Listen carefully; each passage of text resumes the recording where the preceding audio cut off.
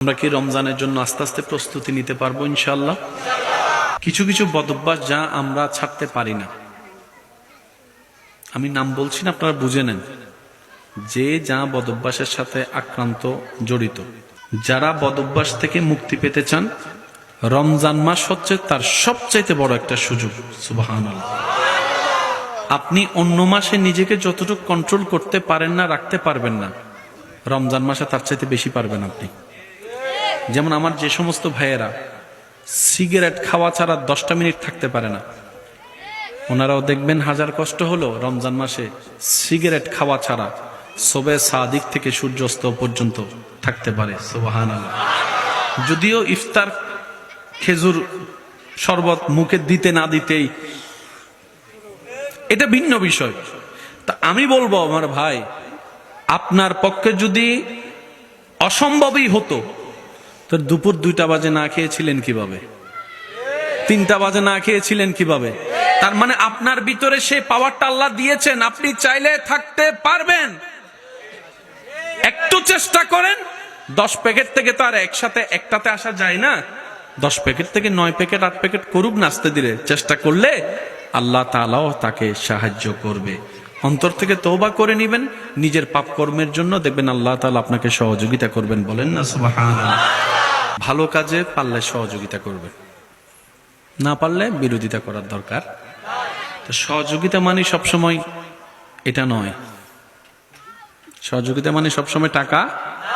মনে করেন আপনার এলাকার কিছু ছেলেরা মিলে ওই যে চক্ষু ক্যাম্পেইন, রক্ত ডোনেট, তারা ইচ্ছা করছে, আয়োজন করছে।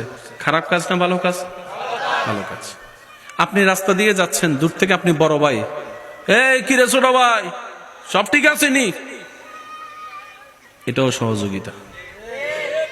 এটাও কি? ছোট ভাইরা যখন দেখবে যে বড় ভাই দাদা নানা ডাক দিয়ে জিজ্ঞেস করতেছে, ওদের মনটা, আমি কি বুঝাতে পারছি কথা? সহযোগিতা মানে সবসময় টাকা নয়, আপনার একটু জিজ্ঞেস করাটাও বড় সহযোগিতা। সুবহানাল্লাহ। মেহমানদারি মানে পেট ভরে খাওয়ানো নয়। একজন মেহমান আসার পরে ওনার ভালো মন্দ জিজ্ঞেস করেছেন, ওনার সাথে কিছুক্ষণ হাসি মুখে কথা বলে সময় দিয়েছেন, এটাও মেহমানদারি। একজন মেহমান আসলে যে আপনার সামর্থ্য নাই পোলাও রোজ খাওয়াইতে হবে, মেহমানদারি না। নবীজি বলছেন, ইসলামের সৌন্দর্য দেখেন, কোন ঘরে মেহমান এসেছে আপনি তাকে একটু পানি খাওয়াবেন, মেহমানদারির হক আদায় হয়ে যাবে। আর একটু জোরে বলি সুবহানাল্লাহ। মেহমান আপনার দেওয়া পানির যত ঢুক পান করবে, প্রত্যেকটা ঢুকের বিনিময়ে আল্লাহ তাআলা আপনাকে গুনাহ মাফের নিয়ামত দান করবে, সওয়াবের নিয়ামত দান করবে। আল্লাহ তাআলা আমাদের সবাইকে নিয়ামত নেওয়ার তৌফিক দান করুন। আজকের মাহফিলকে কবুল করুন। রব্বুল আলামিন সৃষ্টি জগতে আমাদের নবীর মতো করে আর কাউকে সৃষ্টি করেননি। সুবহানাল্লাহ। আমাদের ভাগ্য এত মহান সুউচ্চ জায়গায়, আপনার আমার নাম সে নবীর উম্মতের খাতায় লেখা আছে, যে নবীকে আল্লাহ তাআলা হাবিবুল্লাহ করেছেন। সুবহানাল্লাহ। যেই নবীকে আল্লাহ তাআলা নবীদের জগতের, রসুলদের রাজ্যের ইমাম বানিয়েছেন। সুবহানাল্লাহ। যে নবীকে আল্লাহ তাআলা মেরাজের দুলা বানিয়েছেন, যেই নবীকে আল্লাহ তাআলা লাকাদ কানা লাকুম ফি রাসূলিল্লাহি উসওয়াতুন হাসানাহ, সৃষ্টি জগতে যত কল্যাণকর নিয়ামত, যত নিয়ামত আল্লাহ তাআলা আমাদের নবীর ভিতরে সব ধরনের নিয়ামত দান করেছেন। সুবহানাল্লাহ। চলুন আমরা কিছু শিকার এবং বোঝার চেষ্টা করি, পারবো ইনশাআল্লাহ? ইনশাআল্লাহ। যুবক ভাইদের উদ্দেশ্য বলা, যেভাবে করেন, যেভাবে চলেন, ইসলামের সাথে টাচে থাকার চেষ্টা করব। ইসলামের সাথে সর্বদা টাচে রাখার চেষ্টা করবেন নিজেকে।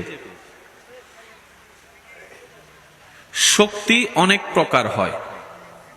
খাবার না খেলে শরীরে শক্তি কমে, খাবার না খেলে শরীরের শক্তি কমে, এই কথায় কারো কোনো দ্বিমত নাই।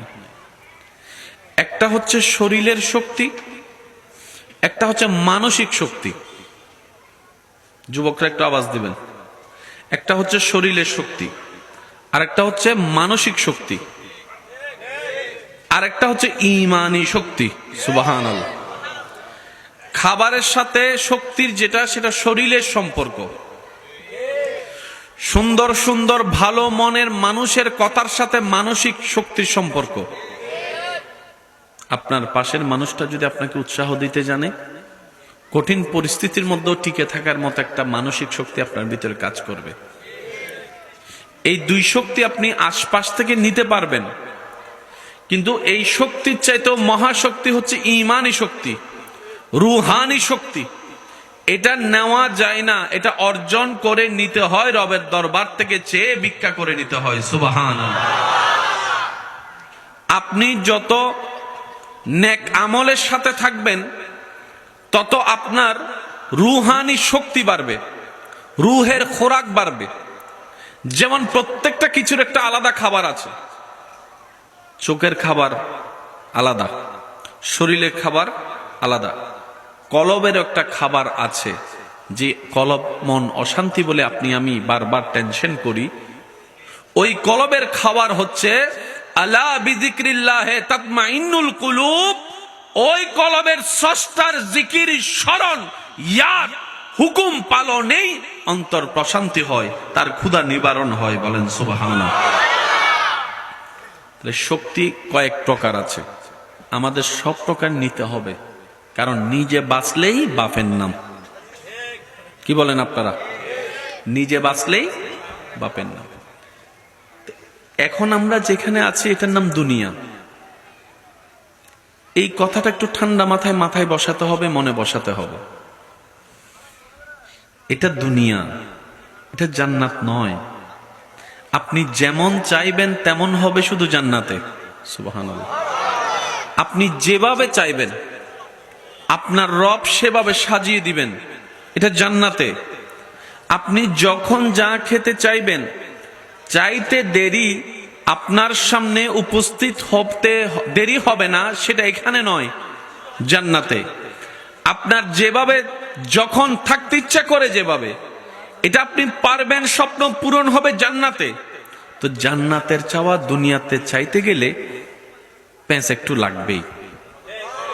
সেজন্য মনে রাখবেন, এই দুনিয়াতে থাকতে গেলে দুনিয়ার কনসেপ্ট মাথায় নিয়ে থাকতে পারাটাই বুদ্ধিমানের কাজ।